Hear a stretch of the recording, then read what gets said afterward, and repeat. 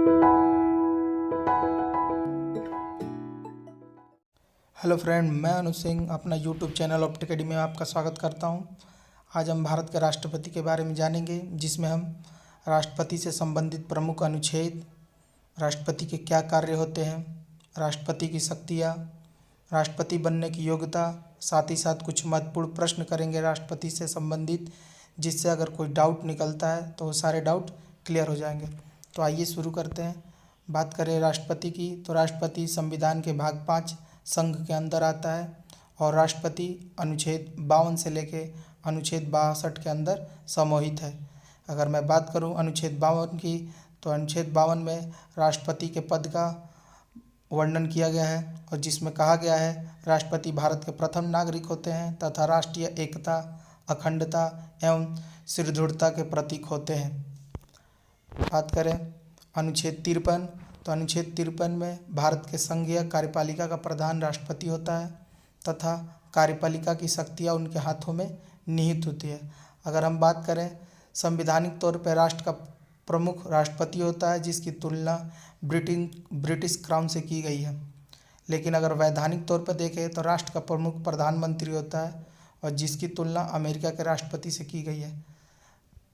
राष्ट्रपति केवल कार्यकारी प्रधान होता है, लेकिन मुख्य रूप से राष्ट्र का प्रधानमंत्री होता है और उसका मंत्रिमंडल होता है और राष्ट्रपति केवल मोहर मात्र युक्त प्रयोग किया जाता है। बात करें अनुच्छेद 54 की, तो अनुच्छेद 54 के तहत राष्ट्रपति का चुनाव प्रत्यक्ष रूप से नहीं होता है। प्रत्यक्ष रूप से यानी कि जनता के द्वारा नहीं किया जाता है। राष्ट्रपति का चुनाव निर्वाचन मंडल द्वारा किया जाता है, जिसमें लोकसभा के निर्वाचित सदस्य, राज्यसभा के निर्वाचित सदस्य, राज्यों के विधानसभाओं से निर्वाचित सदस्य तथा दिल्ली तथा पुडुचेरी के राज्य विधानसभाओं के निर्वाचित सदस्य समाहित होते हैं। बात करें अनुच्छेद 55, तो उसके तहत भारत के राष्ट्रपति का चुनाव के अनुसार अनुपातिक प्रतिनिधित्व प्रणाली के एकल सकर्मक मत पद्धति के द्वारा होता है। यानी जिस प्रोसेस के थ्रू भारत के राष्ट्रपति का चुनाव होता है, उस चुनाव के विधि को हम एकल सकर्मणीय मत पद्धति कहते हैं। राष्ट्रपति के चुनाव प्रणाली के तरीके आयरलैंड से लिया गया है। बात करें अनुच्छेद 56 की, तो राष्ट्रपति अपना त्यागपत्र उस उपराष्ट्रपति को देते हैं। राष्ट्रपति का पद कभी खाली नहीं होता। अगर राष्ट्रपति न होने पर उपराष्ट्रपति जब तक चुनाव नहीं हो जाता तब तक कार्यवाहक राष्ट्रपति होते हैं। अगर हम बात करें कि अगर किसी कारणवश राष्ट्रपति की मृत्यु हो जाती है या कि उन्हें कुछ बीमारी हो जाती है या कुछ भी हो जाती है, तो राष्ट्रपति का पद कभी खाली नहीं होता। उनके जगह पे उपराष्ट्रपति कार्यवाहक राष्ट्रपति के तौर पे काम करते हैं। अगर उपराष्ट्रपति भी नहीं है तो उस केस में भारत के मुख्य न्यायाधीश कार्यवाहक राष्ट्रपति का कार्य संभालते हैं। बात करें अनुच्छेद 57 की, तो अनुच्छेद 57 के तहत राष्ट्रपति के पूर्व निर्वाचन के प्रावधान के बारे में बताया गया है। अब बात करें अनुच्छेद 58, जिसमें राष्ट्रपति बनने की योग्यता के बारे में बताया गया है। राष्ट्रपति बनने के लिए भारत का नागरिक होना चाहिए, न्यूनतम उम्र 35 साल होनी चाहिए, साक्षर होना चाहिए, लोकसभा का सदस्य निर्वाचित हो जाने का योग्यता होनी चाहिए तथा कोई लाभ के पद पे नहीं होना चाहिए। बात करें अनुच्छेद 59 की, तो 59 में राष्ट्रपति के पद की शर्त रखे गए हैं कि वह राज्यसभा या लोकसभा का सदस्य नहीं होना चाहिए। राष्ट्रपति के वेतन और भत्ते में कभी नहीं की जाएगी, यानी कि राष्ट्रपति का वेतन और भत्ता कभी रुकता नहीं है तथा राष्ट्रपति बिना किराया सरकारी आवास का हकदार होगा। अब बात करें अनुच्छेद 60 की, तो अनुच्छेद 60 के तहत राष्ट्रपति को शपथ उच्चतम न्यायालय के मुख्य न्यायाधीश दिलाते हैं। अगर उच्चतम न्यायालय के मुख्य न्यायाधीश नहीं हो तो कोई भी उच्चतम न्यायालय के सीनियर मुख्य जज दिलाता है। बात करें अनुच्छेद 61 की, तो अनुच्छेद 61 में राष्ट्रपति के पद से हटाने का प्रक्रिया का इस्तेमाल किया गया है, जिसे हम महाभियोग कहते हैं, जिसमें 1/4 सदस्य अगर राष्ट्रपति से असमर्थ होते हैं तो यह प्रक्रिया शुरू की जा सकती है और किसी भी सदन में महाभियोग की प्रक्रिया लाई जा सकती है, या राज्यसभा या लोकसभा किसी भी सदन में महाभियोग की प्रक्रिया शुरू की जा सकती है। और 2/3 अगर बहुमत सिद्ध हो जाता है तो राष्ट्रपति को उनके पद से हटाया जा सकता है। बात करें अनुच्छेद 62 की, तो अनुच्छेद 62 में राष्ट्रपति के पद को 6 माह के अंदर भर जाना चाहिए, यानी राष्ट्रपति का पद कम से कम 6 माह के अंदर भर जाना चाहिए। या अगर राष्ट्रपति का पद खाली होता है या राष्ट्रपति का अगर चुनाव होने वाला है तो जब तक चुनाव नहीं हो जाता तब तक राष्ट्रपति जो पहले रहते हैं वही रहते हैं। जब चुनाव ख़त्म हो जाते हैं उसके बाद नए राष्ट्रपति बनने के बाद पुराने राष्ट्रपति हटते हैं। बात करें राष्ट्रपति की शक्तियाँ, तो राष्ट्रपति की मुख्य शक्तियाँ हैं कार्यपालिका शक्तियाँ, न्यायिक शक्तियाँ, सैनिक शक्तियाँ, राजनैतिक शक्तियाँ, वित्तीय शक्तियाँ, विधायिक शक्तियाँ और आपातकालीन शक्तियाँ। अब बारी बारी से हम इन शक्तियों के बारे में जानेंगे। तो बात करें अगर कार्यपालिका शक्तियाँ की, तो अनुच्छेद 73 के अनुसार संघ के कार्यपालिका की शक्तियाँ राष्ट्रपति के हाथों में निहित होती है और वह अपनी शक्ति का प्रयोग प्रधानमंत्री तथा मंत्रिमंडल के सलाह पे करता है। बात करें नियुक्ति संबंधी शक्तियाँ, यही कार्यपालिका के अंदर ही आती हैं, जिसमें राष्ट्रपति को कुछ शक्तियाँ हैं कि वो कुछ प्रमुख पदों को नियुक्त कर सकता है, जैसे कि प्रधानमंत्री के मंत्रिमंडल, राज्यपाल, उच्चतम न्यायालय तथा उच्च न्यायालय के न्यायाधीश, महान्यायवादी, सॉलिसिटर जनरल, नियंत्रक एवं महालेखा परीक्षक, मुख्य निर्वाचन अधिकारी, कैबिनेट सचिव, वित्त आयोग के प्रमुख, भारतीय राजदूत, भारत के सैन्य बलों के प्रमुख, SC/ST आयोग के प्रमुख, अल्पसंख्यक आयोग के प्रमुख, भाषा आयोग के प्रमुख व सदस्य। ये तो रहे उसके कार्यपालिका की शक्तियाँ। अब बात करें अगर न्यायिक शक्तियाँ के बारे में, यानी जुडिशियल पावर के बारे में राष्ट्रपति के, तो अनुच्छेद 124 के तहत राष्ट्रपति उच्चतम न्यायालय तथा उच्च न्यायालय के मुख्य न्यायाधीश तथा उनके सदस्यों की नियुक्ति करता है। अनुच्छेद 143 के तहत राष्ट्रपति किसी सार्वजनिक महत्व के विषय पर उच्चतम न्यायालय से सलाह ले सकता है, किंतु उसे मानना या ना मानना के लिए वो बाध्य नहीं है। अगला है संविधान के अनुच्छेद 72 के तहत राष्ट्रपति उच्चतम न्यायालय द्वारा दी गई सजा को माफ़ कर सकता है, परंतु इस संदर्भ में मंत्रिपरिषद की निर्णायक भूमिका रहती है। अब बात करें राष्ट्रपति की सैनिक शक्तियाँ यानी मिलिट्री पावर की, तो राष्ट्रपति तीनों सेनाओं यानी जल सेना, थल सेना और वायुसेना का सर्वोच्च सेनापति होता है। दूसरे देशों के साथ युद्ध या युद्ध विराम तथा संधि या कोई समझौता की अगर घोषणा की जाती है तो राष्ट्रपति के नाम पे ही की जाती है, परंतु इन घोषणाओं की मंजूरी संसद में जरूरी होती है।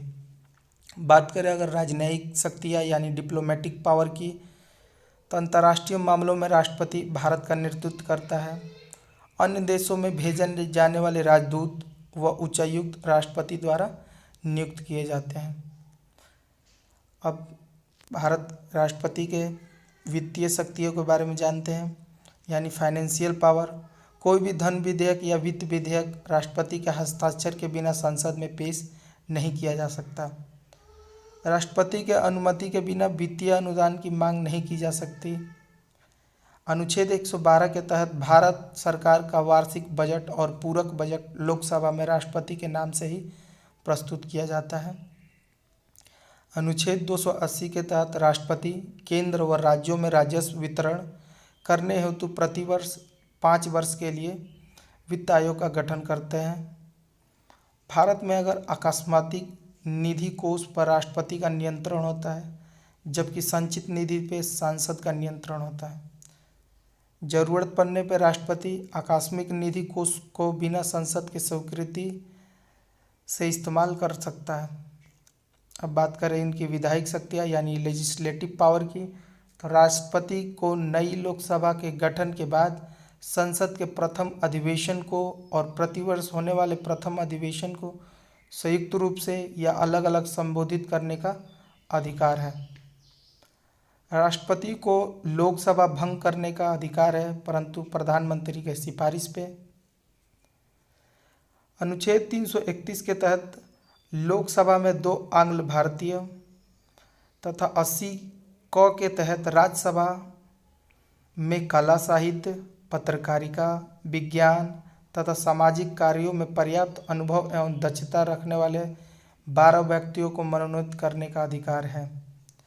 साधारण विधेयक व वित्त विधेयक पर दोनों सदनों में मतभेद होने पर राष्ट्रपति संयुक्त अधिवेशन बुला सकता है। संयुक्त संविधान संशोधन विधेयक और धन विधेयक संयुक्त अधिवेशन नहीं बुलाए जा सकते। ये एक विशेष है कि संविधान संशोधन विधेयक और धन विधेयक के लिए संयुक्त अधिवेशन नहीं होती है। अब तक 3 बार संयुक्त अधिवेशन किया जा चुका है, जिसमें 1961 में दहेज निरोधक अधिनियम, दूसरा बैंकिंग सेवा अधिनियम जो 1978 में किया गया था, उसके बाद तीसरा पोटा जो 2002 में किया गया था। तो अब तक 3 संयुक्त अधिवेशन किए जा चुके हैं। अगला है, संसद में कुछ विशेष विधेयक को प्रस्तुत करने से पहले राष्ट्रपति का हस्ताक्षर अनिवार्य है, जिसमें संविधान संशोधन विधेयक, धन विधेयक या वित्त विधेयक, नए राज्यों का निर्माण या राज्यों का सीमा परिवर्तन, भूमि अधिग्रहण से संबंधित विधेयक, संचित निधि में खर्च करने का विधेयक। अगर इन सब रिलेटेडों से अगर संसद में कोई विधेयक लागू होती है तो उसमें राष्ट्रपति का हस्ताक्षर अनिवार्य है। अब अगर बात करें तो राष्ट्रपति के पास कुछ विशेष वीटो शक्तियाँ होती हैं जो विधायक शक्तियाँ के अंदर ही आती हैं। तो उनमें पहला है अत्यंतिक वीटो यानी एब्सोल्यूट वीटो। इस वीटो के तहत राष्ट्रपति संसद द्वारा पारित किसी भी विधेयक को अपने पास सुरक्षित रखता है, जिसके कारण जो विधेयक लागू किया जाता है वो अस्तित्व उसका समाप्त हो जाता है और अधिनियम नहीं बन पाता है। ऐसा राष्ट्रपति तब करता है, यानी कोई विधेयक पारित किया गया और मंत्रिमंडल बर्खास्त हो गया तो उस केस में मंत्रिमंडल उनसे सिफारिश करता है कि इस विधेयक को अत्यंतिक वीटो में रखा जाए। अब बात करते हैं निलंबनकारी वीटो यानी सस्पेंसिव वीटो। इसके तहत राष्ट्रपति दोनों सदनों से पारित विधेयक को पुनः विचार के लिए वापस भेज सकता है। यदि लौटाया गया विधेयक पुनः दोनों सदनों में पारित हो जाता है तो ऐसे स्थिति में राष्ट्रपति हस्ताक्षर के लिए बाध्य होता है।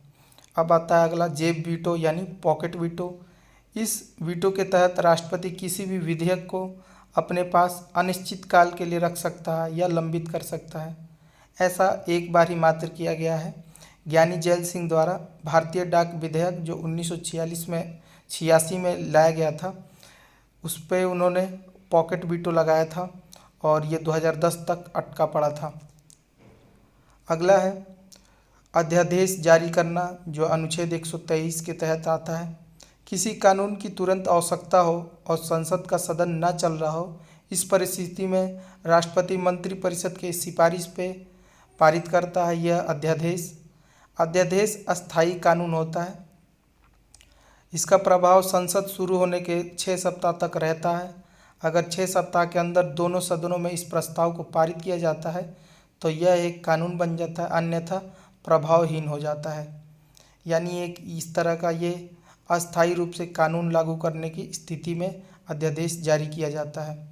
अब बात करें आपातकालीन शक्तियों की यानी इमरजेंसी पावर की, तो अनुच्छेद 352 राष्ट्रीय आपातकाल की घोषणा करने की शक्ति प्रदान करता है राष्ट्रपति को, जो कि मंत्रिमंडल के सलाह पे करता है। अब तक 3 बार राष्ट्रीय आपातकाल लगाया गया है, जिसमें 1962 में चाइना के साथ युद्ध के समय, 1971 में पाकिस्तान के साथ युद्ध के समय और 1975 आंतरिक गड़बड़ी के तहत समय लगाया गया था। बात करें अनुच्छेद 356 की, तो इसमें प्रेसिडेंट रूल यानी राष्ट्रपति शासन की बात की गई है। अनुच्छेद 360 यानी कि वित्तीय आपातकाल की बात की गई है, यानी फाइनेंस इमरजेंसी, जो अब तक कभी लगाई नहीं गई है। अब ये भारत के प्रेसिडेंट हैं जो अब तक पूरे जितने भी भारत के प्रेसिडेंट हैं उन सबकी लिस्ट है, जिसमें डॉक्टर राजेंद्र प्रसाद, डॉक्टर सर्वपल्ली राधाकृष्णन, जाकिर हुसैन वेंकटगिरी, फखरुद्दीन अली अहमद, नीलम संजीवा रेड्डी, ज्ञानी जैल सिंह, रामेश्वरम वेंकटरमन, शंकर दयाल शर्मा, रहमान नारायण, एपीजे अब्दुल कलाम, प्रतिभा पाटिल, प्रणब मुखर्जी और अभी तत्कालीन रामनाथ कोविंद। अब कुछ इनसे कुछ रिलेटेड, राष्ट्रपति से रिलेटेड कुछ महत्वपूर्ण प्रश्न कर लेते हैं। जो हमने पीछे पढ़ा उन सब के डाउट क्लियर हो जाएंगे। तो अगर शुरू करते हैं, कौन भारत के राष्ट्रपति के चुनाव में भाग नहीं लेता है? तो अभी हमने पढ़ा कि भारत के राष्ट्रपति के चुनाव में विधान परिषद नहीं रहता है। तो इसका ऑप्शन डी गलत हो जाएगा। राष्ट्रपति चुनाव का विवाद कौन निपटाता है? तो इसका सही आंसर हो जाएगा सर्वोच्च न्यायालय। यानी राष्ट्रपति का निर्वाचन सर्वोच्च न्यायालय द्वारा कराया जाता है, निर्वाचन आयोग द्वारा नहीं कराया जाता है। एक ही व्यक्ति को कितनी बार भारत का राष्ट्रपति बनाया जा सकता है? तो इसका सही आंसर हो जाएगा कई बार। भारत के राष्ट्रपति बनने के लिए आप कितनी भी बार बन सकते हैं। निम्नलिखित में से कौन सा भारत के राष्ट्रपति की शक्ति नहीं है? अध्यादेश जारी करना, तो ये राष्ट्रपति का शक्तियों में सम्मिलित है, यानी 123 के तहत। उच्चतम न्यायालय से परामर्श लेना, ये आर्टिकल 143। संसद के सदनों को संदेश भेजना, क्षमादान करना, यानी आर्टिकल 72। तो ये ऑप्शन नंबर सी गलत है। संसद के सदनों को संदेश भेजना राष्ट्रपति की शक्ति नहीं है। भारत के राष्ट्रपति राज्यसभा में कितने सदस्यों को मनोनीत कर सकते हैं? तो भारत के राष्ट्रपति राज्यसभा में 12 सदस्यों को मनोनीत कर सकते हैं, जिसमें कला, साहित्य, पत्रकारिता, सामाजिक कार्य सम्मिलित है।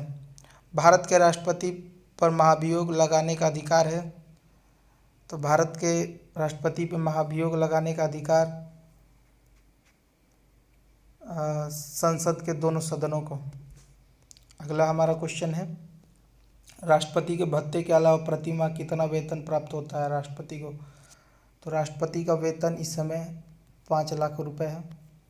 निम्नलिखित में से कौन सा राष्ट्रपति के निर्वाचन का भाग है परंतु उसके महाभियोग अधिकरण का भाग नहीं है?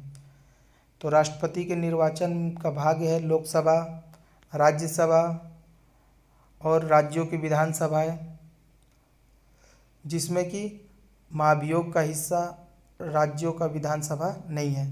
महाभियोग में केवल लोकसभा और राज्यसभा सम्मिलित होती है। अध्यादेश जारी करने का अधिकार राष्ट्रपति को कौन सा अधिकार है? तो अध्यादेश जारी करने का अधिकार भारत के राष्ट्रपति का लेजिस्लेटिव पावर है, यानी विधायी शक्तियाँ हैं।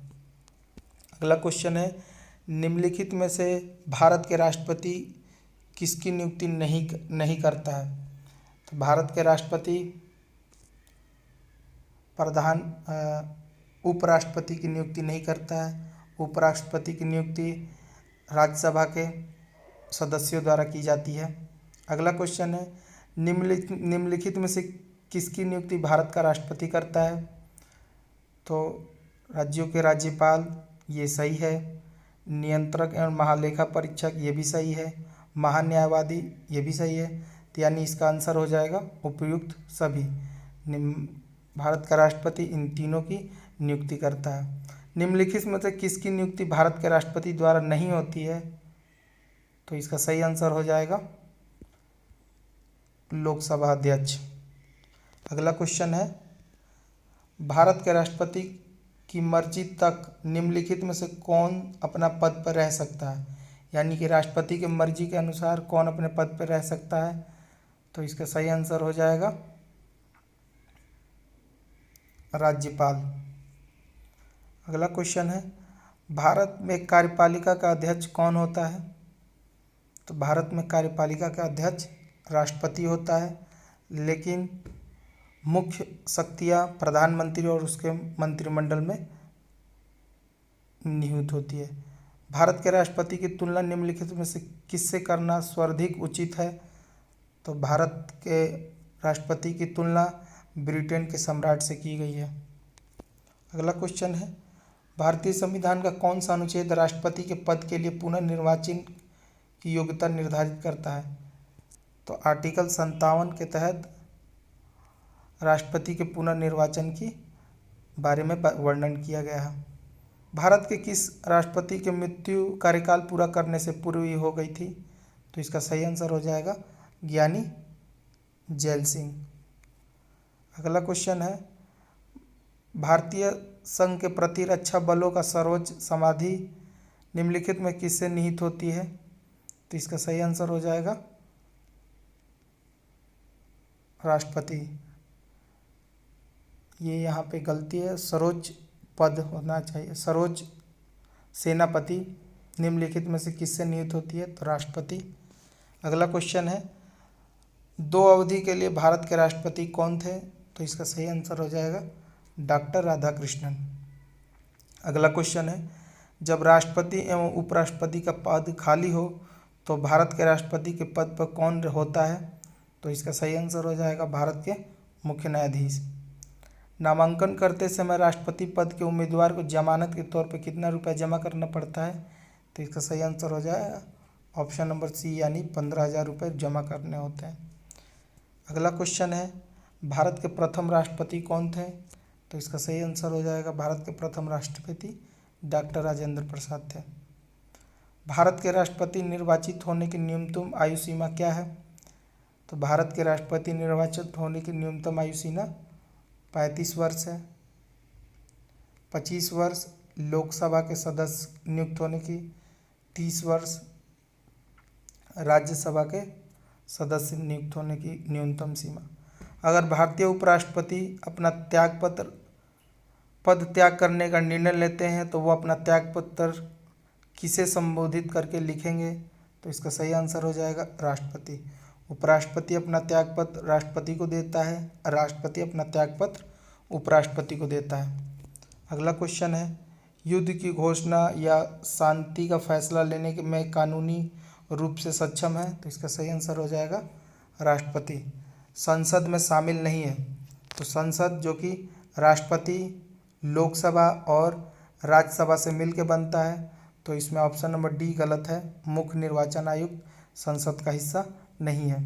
राष्ट्रपति के निर्वाचन में भाग लेते हैं, तो राष्ट्रपति के निर्वाचन में दोनों सदनों के निर्वाचित सदस्य यानी लोकसभा और राज्यसभा के निर्वाचित सदस्य, केंद्र शासित प्रदेशों के विधानसभाओं से निर्वाचित सदस्य, ऑप्शन नंबर डी सही है। तो ये तो रहे राष्ट्रपति से रिलेटेड कुछ महत्वपूर्ण प्रश्न। अगर वीडियो आपको अच्छा लगा तो लाइक करें, शेयर करें, सब्सक्राइब करें। Thanks for watching. जय हिंद।